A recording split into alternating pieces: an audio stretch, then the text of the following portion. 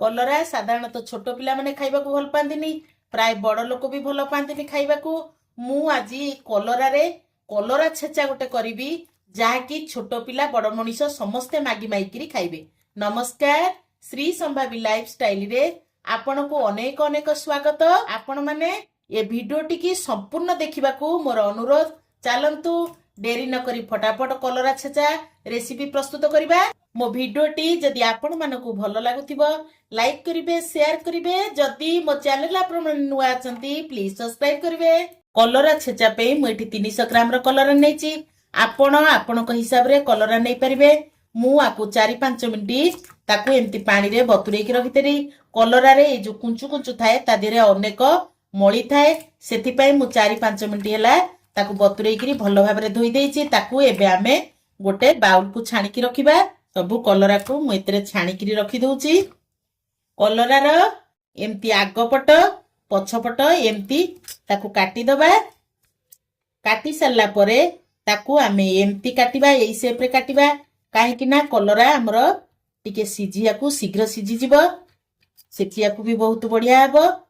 ଦେଖନ୍ତୁ ଏମିତି କାଟିବେ କଲରାକୁ,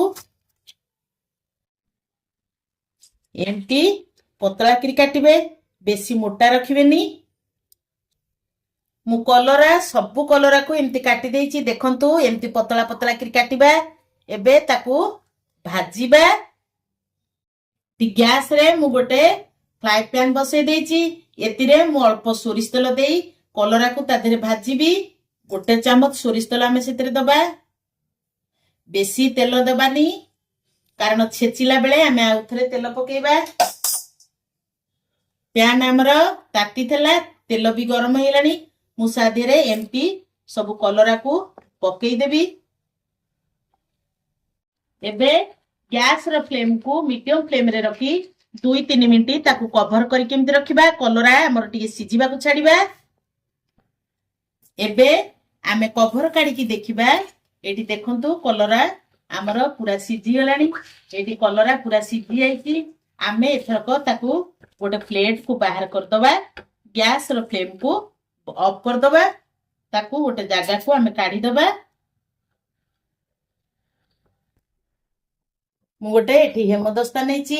ଯେତିକି କଲରାକୁ ଭାଜିଥିଲି ତା ଦେହରେ ସବୁ କଲରାକୁ ମୁଁ ତା ଦେହରେ ଦେଇ ଦଉଛି।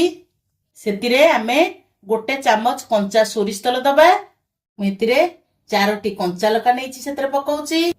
ଆପଣ ମାନଙ୍କୁ ଯଦି ରାଗ ପସନ୍ଦ ନଥିବ ଲଙ୍କାକୁ ଆପଣ ମାନେ ସ୍କିପ୍ କରି, ମୁଁ 5-6 କୁଲା ରସୁଣକୁ ଚୋପା ଛଡେଇ ତାକୁ ତା ଦେହରେ ପକେଇ ଦଉଛି।